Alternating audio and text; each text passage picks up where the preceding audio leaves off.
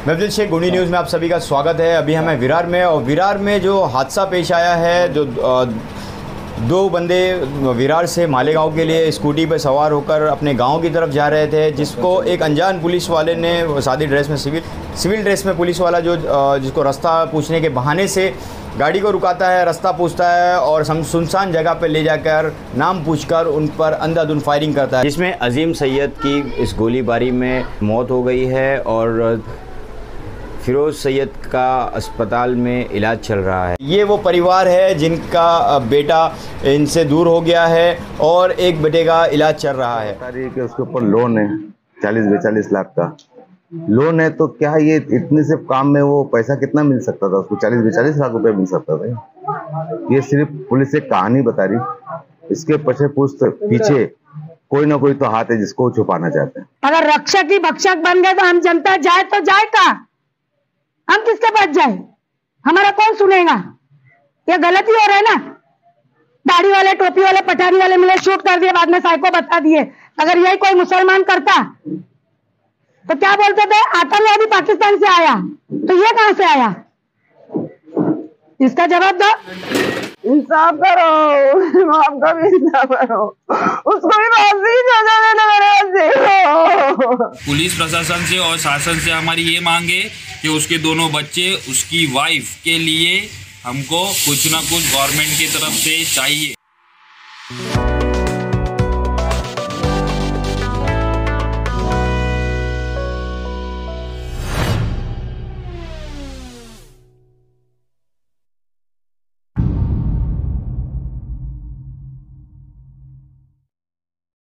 मैं अब्दुल शेख, गुनी न्यूज़ में आप सभी का स्वागत है। अभी हमें विरार में, और आपने हाल ही में सुना होगा कि विरार से मालेगांव जाने वाले दो नौजवान जो बच्चे हैं, यंगस्टर थे, जो अपनी स्कूटी से विरार से मालेगांव की तरफ निकले थे। विरार से मालेगांव जाने के लिए निकले तो उनको किसी ने रास्ते में हाथ दिखाया और एड्रेस पूछा। एड्रेस पूछने के बहाने वो साथ में गया और लगभग 8 से 10 किलोमीटर जाने के बाद उनको साइड में पेशाब करने के बहाने रुका कर उनसे नाम पूछा और उन पे अंधाधुंध फायरिंग करना शुरू कर दिया, जिसमें एक लड़का शहीद हो गया है और एक लड़के की जो साइन अस्पताल मुंबई में इलाज चल रहा है। और तो आज हम उनके परिवार के साथ बैठे हैं और क्या मामला हुआ था और किस तरह से ये जो हादसा हुआ है इसके बारे में बात करने के लिए उनके घर पर विरार में आए हुए हैं। और तो पूरे फैमिली से हम आपकी बातचीत कराएंगे कि ये जो हादसा हुआ है कैसे हुआ है। तो आज हमारे साथ अजीम भाई, जिनका इस दर्दनाक हादसे में जो इसका शिकार हुए हैं, उनके बड़े भाई अजीम के वसीम भाई हैं, और हमसे बातचीत करना चाहेंगे। सर, आपका स्वागत है हमारे चैनल गुनी न्यूज़ में। तो क्या कहना चाहेंगे जिस तरह का मामला आज ये आप 13 अक्टूबर को पेश आया था, विरार से जो आपके भाई मालेगांव की तरफ जा रहे थे, तो इसके बारे में क्या कहना चाहेंगे? कैसा हुआ था ये सब चीज़ें? अजीम और फिरोज ये मालेगांव के लिए बाइक के ऊपर निकले थे, तो रास्ते में कोई उनको मिला रास्ता पूछने के लिए, तो उन्होंने रास्ता बोले हमारे पीछे आओ, हम भी वही रास्ते से जा रहे। तो आधे रास्ते में कम से कम 14 किलोमीटर तक उनके साथ में चला। उसके बाद में उन्होंने बोला कि मुझे टॉयलेट का ये, तो टॉयलेट के लिए रुके वो। तो जैसा ही रुक कर उन्होंने डायरेक्ट गन लोड किया और वो बंदों के ऊपर फायरिंग करना चालू कर दी। तो फिरोज को गले से ऐसा मुंह के ऊपर गन शूट हुआ और अजीम के पेट के ऊपर गन शूट हुआ। टोटल कितनी फायरिंग जहाँ पे जो राउंड फायर किए गए थे? अभी पुलिस का कहना ऐसा है कि 8 राउंड फायर हुए उनके ऊपर।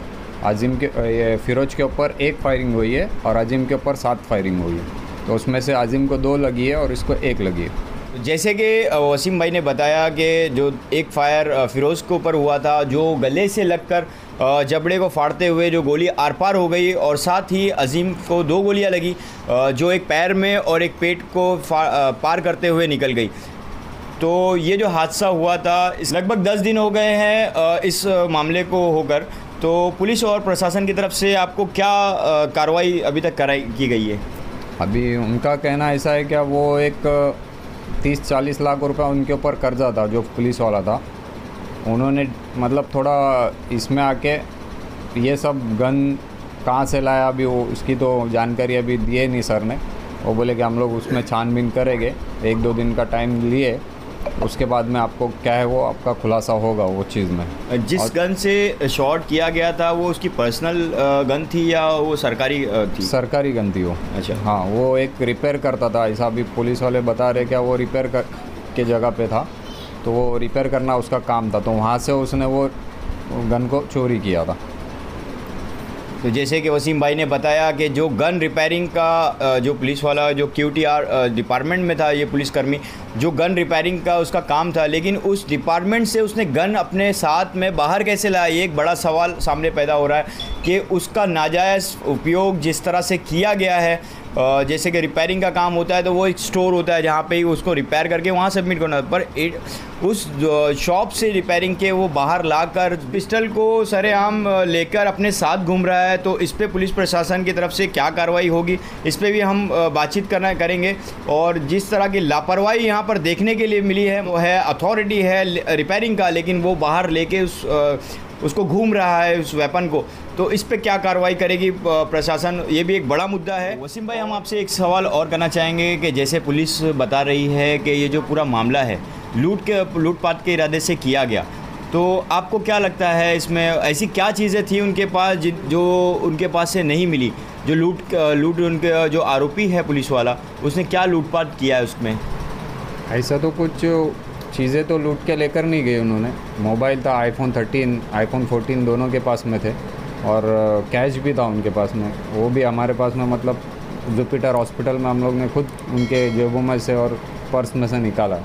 तो ऐसा कुछ मामला तो दिखा ही नहीं, क्या चेन गई है या कुछ गई है। मतलब घर से जो चीज़ उन्होंने लेकर निकले थे वो सारी चीज़ें उनके पास थी। तो लूटपाट का जो इरादा, जैसा पुलिस ने बताया है कि उनके साथ लूट के इरादे से ये दुर्घटना जो भी हुई, हादसा हुआ है, लेकिन उनके पास से कोई भी चीज़ अभी तक मिसिंग नहीं है। सारी चीज़ें जो वो लेके गए थे वो सारी चीज़ें उनके पास मिली थी। पुलिस सिर्फ वारदात बता रही है कि लूट मार की है, मगर पुलिस के हाथ में ऐसी कोई चीज़ नहीं लगी है जिससे वो बताए कि वारदात लूट मार की है। और पुलिस ना तो ये भी नहीं बता रही है कि उसका गन किसका है, उसके अंदर गोली किसकी ऑफिसर की है। ये भी हो सकता है कि अब करने वाला और कोई है और करवाने वाला और कोई है। इसकी जानकारी हमको सही तरीके से अभी तक मिल नहीं पाई है। तो जो पिस्टल से फायर हुआ है वो पिस्टल किसकी है, इसकी कोई जानकारी मिल पाई है अभी तक? अभी सर ने तो बोला कि गवर्नमेंट की है, जहाँ रिपेयर होने के लिए आती है वहाँ से ही चुराया है। अभी तक खुलासा कुछ हुआ नहीं है। अभी सर ने बोला है कि अब आगे ये करेंगे, जांच करेंगे तो वो सामने कुछ आएगा, ऐसा उन्होंने बताया।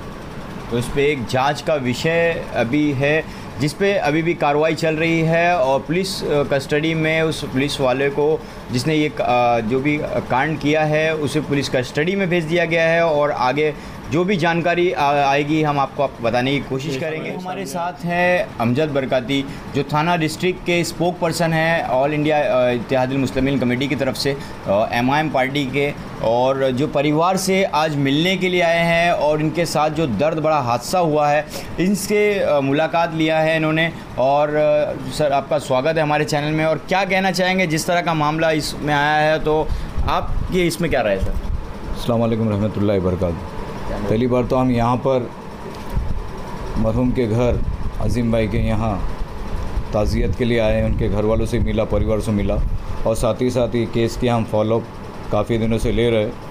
और हमने देखा ये चीज़ के अंदर कि जिस तरह से दर्दनाक मौत माना जाता है कि जहाँ पर एक इंसान का कत्ल होता है वहाँ सारी इंसानियत का कत्ल होता, लेकिन ये पुलिस ऑफिसर और ऑफिशियली वेपन से जो इसने फायर किया, तो क्या ये अगर पुलिस अगर बोलेगी कि वो डिप्रेशन में है यह चीज़ है, तो डिप्रेशन में आदमी खुद को गोली मारता है, तो डिप्रेशन नहीं।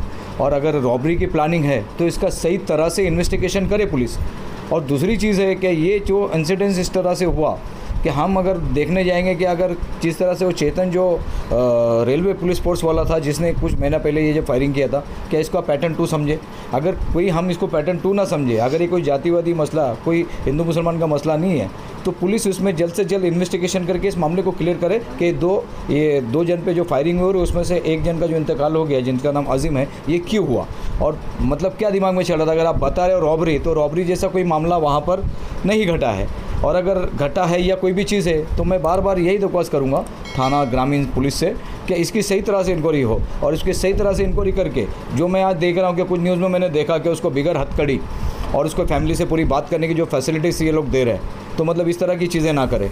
और मैंने अभी सुना भी है कि भाई हमारे अजीम भाई के वालिद साहब और फिरोज़ भाई के वालिद साहब हमारे साथ में ही बैठे और हम उनके घर पर ही है।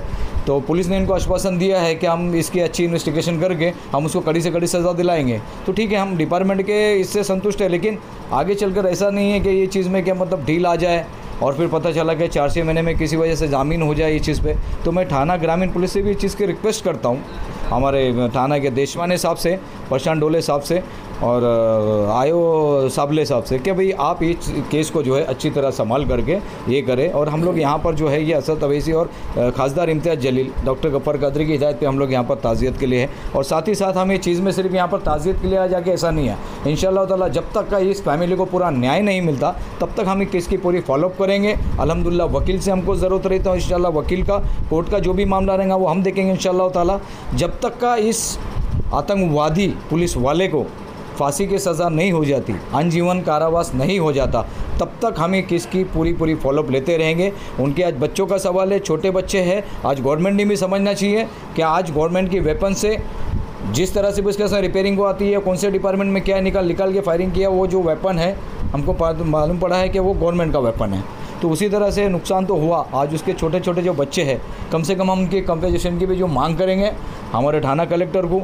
और अल्हम्दुलिल्लाह इस दुख की घड़ी में हम ये पूरी फैमिली के साथ में भी है अल्हम्दुलिल्लाह। और इस केस को जब तक का उसको पूरी फांसी या आजीवन कारावास नहीं होता तब तक हम इसको खामोश नहीं बैठेंगे। और इस तरह से किधर भी जो भी इंसिडेंट्स होंगे तो इंशाअल्लाह ताला हम ताज़ियतदारी के साथ उस केस की फॉलोअप भी लेंगे, ना कि यहाँ पर आए 2 बातें करे और सारे मिले और चले। ऐसा हमारा काम नहीं है।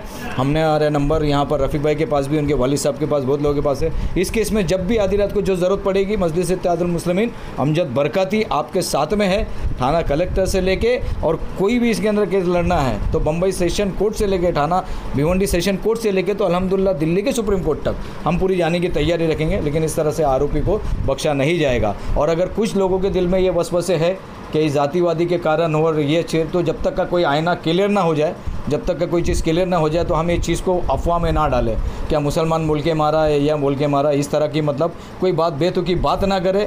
हम अपने हाथ से अपना केस ना बिगाड़ें। जो भी ये केस की रियलिटी है, इस केस की रियलिटी के साथ अगर हम पुलिस से संतुष्ट नहीं होंगे तो हम कोर्ट में, अगर हम भिवंडी कोर्ट से संतुष्ट नहीं होंगे तो थाना सेशन में जाएंगे। थाना सेशन से अल्हम्दुलिल्लाह हम बम्बई हाई कोर्ट भी जाएंगे और दिल्ली तक भी जाने की ताकत रखते हैं, सुप्रीम कोर्ट तक। लेकिन इस फैमिली को पूरा न्याय देने का इंशाअल्लाह ताला आज यहाँ पर वादा करते हैं सब। ये थी हमारे साथ अजीम और फिरोज़ की फैमिली, जिनसे हमने बातचीत की और ये गोंडवी न्यूज़ की खास रिपोर्ट पर आपको दिखाने की कोशिश की किस तरह का ये जो दरिंदगी और मानसिकता लोगों में फैली हुई है। तो ऐसे ही खास खबर के लिए देखते रहिए गोंडवी न्यूज़। आपकी जानकारी हमारी जिम्मेदारी। जय हिंद, जय महाराष्ट्र।